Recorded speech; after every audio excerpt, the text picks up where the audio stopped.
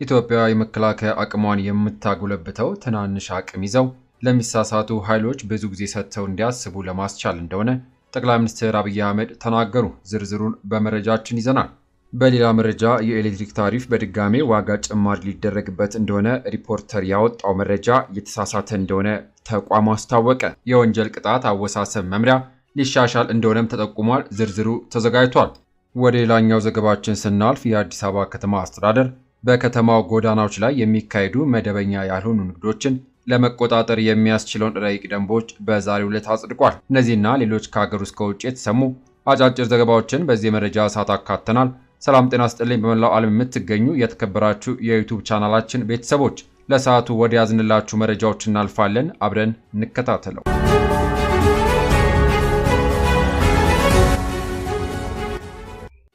በቅድሚያም ከሀገር ውስጥ የሪፖርተር መረጃ የተሳሳተ ነው ሲል የኢትዮጵያ ኤሌክትሪክ ኃይል ኮርፖሬሽን አስታወቀ። ምንም አይነት አዲስ ታሪፍ ጭማሪ እንዳልተደረገም ተቋሙ ገልጿል። ከሚያዝያ ወር ጀምሮ አዲስ የታሪፍ ማሻሻያ ተግባራዊ ሊደረግ እንደሆነ ተደርጎ በአንዳንድ የመገናኛ ብዙሃንና የማህበራዊ ሚዲያ ትስስር ገጾች የተሰራጨ የሚገኘው መረጃ የተሳሳተ እንደሆነ ተገልጿል። ይሁንና ተቋሙ ከመስከረም 2017 ዓ.ም ጀምሮ ለአራት ተከታታይ ዓመታት በማህበረሰቡ ላይ ጫና እንዳይፈጥር በየሩብ ዓመቱ ተከፍሎ ተግባራዊ እየተደረገ የሚገኘውን የታሪፍ ማስተካከያ ከማስፈጸም ውጪ አዲስ ተግባራዊ ያደረገው የታሪፍ ማሻሻያ አለመኖሩን እንገልጻለን ሲል አስታውቋል። በሌላ ዜና የወንጀል ቅጣት አወሳሰን መምሪያ ሊሻሻል እንደሆነ ተገለጸ። የፌዴራል ጠቅላይ ፍርድ ቤት ላለፉት 10 ዓመታት ሲሰራበት የነበረውን የወንጀል ቅጣት አወሳሰን መምሪያ ለማሻሻል ረቂቅ አዘጋጅቶ ለውይይት አቅርቧል። ከጥቅምት 1 ቀን 2006 ዓ.ም ጀምሮ ተግባር ላይ የዋለው ይህ መመሪያ ሲያጋጥሙ የነበሩ ችግሮችን ለመፍታት ያለመ እንደሆነም ተጠቅሷል። ይሁንና ማሻሻያው ቀላል፣ ከባድና ወታደራዊ ወንጀሎችን ጨምሮ ደረጃ ያልወጣላቸውን ጉዳዮች ያካተተ ነው። የዋስትና ቅጣቶችም ይሻሻላሉ ተብሏል። በውይይቱ ላይ የሙስና፣ የቸልተኝነት፣ ሰው መግደል፣ ያለደረሰኝ ግብይትና ሌሎች ጉዳዮች ላይ ሰፊ ሐሳቦች ተነስተዋል። በመሆኑም የጠቅላይ ፍርድ ቤቱ ፕሬዝዳንት በውይይቱ የተነሱት ነጥቦች ዳግም እንዲመረመሩ ገልጸዋል። መመሪያው የዳኝነት ነፃነትና በሕዝብ ላይ ያለውን ቅሬታ ይፈታል ተብሎ ይጠበቃል። በመቀጠል የመከላከያ አቅማችን የምናጎለብተው ለመዋጋት አይደለም ሲሉ ጠቅላይ ሚኒስትር አብይ አህመድ ተናገሩ። ኢትዮጵያ የመከላከያ አቅሟን የምታጎለብተው ትናንሽ አቅም ይዘው ለሚሳሳቱ ኃይሎች ብዙ ጊዜ ሰጥተው እንዲያስቡ ለማስቻል እንደሆነ ጠቅላይ ሚኒስትር አብይ አህመድ ገልጸዋል። ጠቅላይ ሚኒስትሩ እነዚህን አቅሞች የምናጎለብተው ለመዋጋት አይደለም ውጊያውንም ለማስቀረት ነው ሲሉ ተናግረዋል። ይሁንና አብይ ይህንን ያሉት ስካይዊን ኤሮኖቲክስ ኢንዱስትሪ የተባለውን የሰው አልባ አውሮፕላኖች ወይም ደግሞ ድሮኖች ማምረቻ ትላንት ቅዳሜ የካቲት 29 2017 በመረቁበት ወቅት በሰጡት ገለጻ ነው። ጠቅላይ ሚኒስትሩ ለወታደራዊ አገልግሎት የሚውሉ ምርቶችን በሚያመርቱ ፋብሪካዎች ተገኝተው ማብራሪያ ሲሰጡ የትላንቱ በአንድ ሳምንት ውስጥ ለሁለተኛም ጊዜ ነው። ይሁንና ባለፈው ረቡዕ በኦሮሚያ ክልል አምቦ ከተማ አቅራቢያ የሚገኘውን የሆሚቾ ጥይት ፋብሪካ የጎበኙት ጠቅላይ ሚኒስትር አብይ ኢትዮጵያ ከወታደራዊ ግብዓት አንጻር የነበራትን ውስንነት ከሞላ ጎደል ፈታለች ብለው ነበር። የጠቅላይ ሚኒስትሩ የፋብሪካ ጉብኝትም ሆነ ያቀረቡት ገለጻ ኢትዮጵያ ከኤርትራ ጋር ወደ ሌላ ዙር ጦርነት ለመግባት በዝግጅት ላይ ለመሆኗ ማሳያ አድርገው የቆጠሩ ወገኖችም አሉ። ይህንን አመለካከት የተረዱ የሚመስሉት ጠቅላይ ሚኒስትር አብይ በትላንቱ ገለጻቸው እነዚህ አቅሞች የምናጎለብተው ለመዋጋት አይደለም ውጊያውን ለማስቀረት ነው ሲሉ ተናግረዋል። ትናንሽ አቅም ይዘው ለሚሳሳቱ ኃይሎች ብዙ ጊዜ ሰጥተው እንዲያስቡ ለማስቻሉ ነው። ውጊያውን ለማስቀረት ዲተር ለማድረግ ከፍተኛ አቅም ስላለው ነው ሲሉ ተደምጠዋል። ዘገባው የኢትዮጵያ ኢንሳይደር ነው። በሌላ ዜና በነ ጆን ዳንኤል የክስ መዝገብ በተከሰሱ ተከሳሾች የዋስትና ጥያቄ ጉዳይ ላይ ውሳኔ ሊሰጥ ነው። በመሆኑም አንደኛዋ ተከሳሽ ነፍሰ ጡር ስለሆነችና የመውለጃዋ ጊዜ ስለተቃረበ ፍርድ ቤቱ በልዩ ሁኔታ መዝገቡ እንዲመለከተው ተጠይቋል። በመቀጠል ሰሌክታ ግሩፕ በፖለቲካ አለመረጋጋት ምክንያት ከኢትዮጵያ ሊወጣ ነው። በስዊዘርላንድ ዋና መስሪያ ቤቱን ያደረገው ሰሌክታ ግሩፕ በሰሜን ኢትዮጵያ ኩንዚላ የሚገኘው የምርት ማዕከሉን በፖለቲካ አለመረጋጋትና በወታደራዊ ሁኔታዎች ምክንያት ወደ ኬንያ፣ ኡጋንዳ ማዘዋወሩን አስታውቋል። ኩባንያው የዚህ ውሳኔ ምክንያት በኢትዮጵያ ያለው ሁኔታ ለሰራተኞች ደህንነት ስጋት መፍጠሩና የሎጂስቲክስ ችግሮች መከሰታቸው እንደሆነም ገልጿል። ይሁንና የኩባንያው ዋና ስራ አስፈጻሚ አንስጋር ክሌም ይህንን ውሳኔ አስማሚ እርምጃ ብለው የገለጹት ሲሆን በኢትዮጵያ ያደረጉትን ከፍተኛ ኢንቨስትመንትና ጥረት ከንቱ መሆኑን ተናግሯል። በመሆኑም ይህ ውሳኔ በኩንዚላ አካባቢ ከ1000 በላይ የሥራ ዕድሎችን የሚያሳጣ ሲሆን በቀጥታና በተዘዋዋሪ ወደ 10,000 የሚሆኑ ሰዎችን እንደሚጎዳም ተገልጿል። ኩባንያው ለአካባቢው ማህበረሰብ የኢኮኖሚ ሕይወት መስመር እንደነበርና መውጣቱ ትልቅ ጉዳት እንደሚያስከትልም ተጠቁሟል። ካፒታል ያገኘው መረጃ እንደሚያመላክተው ሴሌክታ ግሩፕ በኬንያና ኡጋንዳ ያሉትን የምርት ማዕከላት በማጠናከር ለደንበኞች የምርት አቅርቦትን እንዳያቋርጥ ማረጋገጡን ገልጿል። ወደፊት ሁኔታዎች ሲሻሻሉ ወደ ኢትዮጵያ ለመመለስ ተስፋ እንዳለውም አስታውቋል።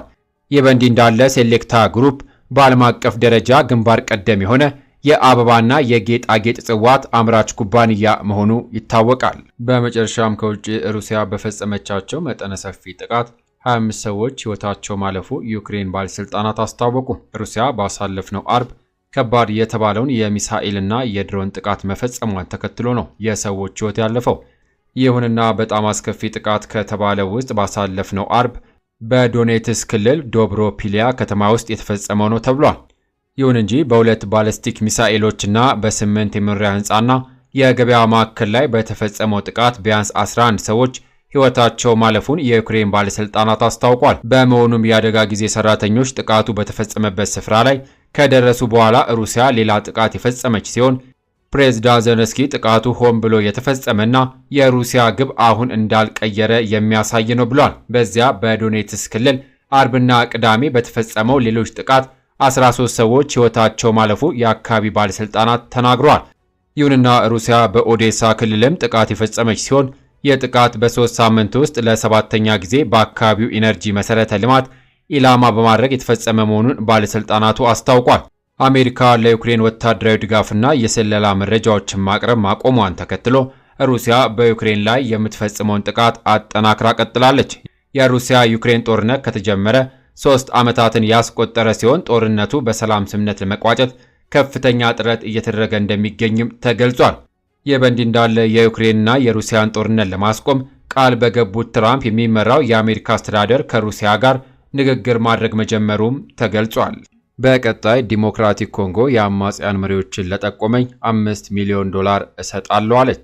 ዲሞክራቲክ ኮንጎ የአማጽያን መሪዎችን ለጠቆመኝ $5 ሚሊዮን እሰጣለሁ ስትል ገልጻለች። በዓለማችን እጅግ ተፈላጊና ውድ ማዕድናት የሚገኙባት ዲሞክራቲክ ኮንጎ የትጥቅ ትግል ባነሱ በአማጽያን እየተሸነፈች ትገኛለች። ይሁንና አማጺ ቡድኖቹ በተለይም በምስራቃዊ ሀገሪቱ ክፍል ከተሞችና ማዕድናት ማውጫ ስፍራዎችን እየተቆጣጠሩ መጥቷል።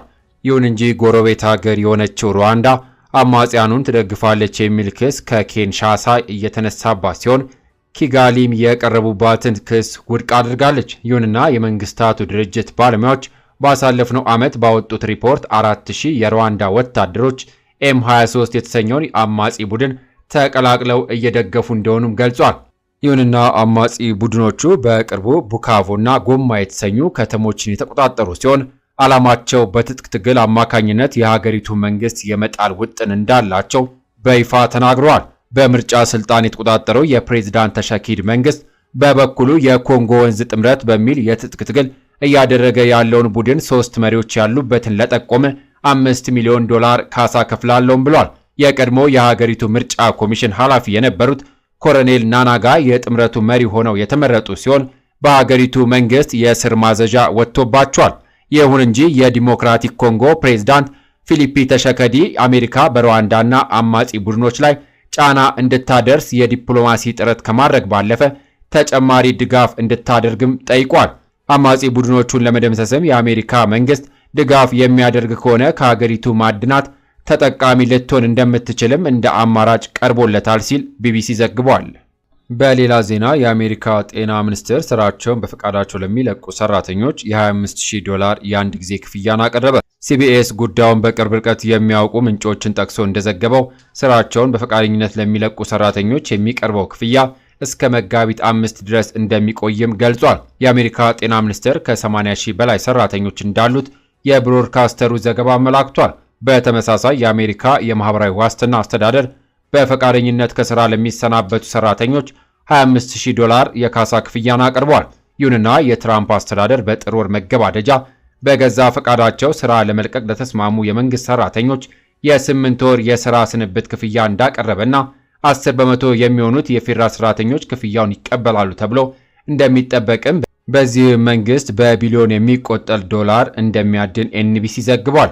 ይሁን እንጂ አንድ ከፍተኛ የትራምፕ አስተዳደር ባለስልጣን ለቴሌቪዥን ጣቢያ እንደተናገሩት ከ5 እስከ 10 በመቶ የሚሆኑ የፌዴራል ሰራተኞች ከስራ ይሰናበታሉ ተብሎ እንደሚጠበቅም ተናግረዋል። ክቡራን አድማጮች ለሰዓቱ ብታደምጧቸው ብዬ መራርጥኩላችሁ መረጃዎች እነዚህን ይመስሉ ነበረ።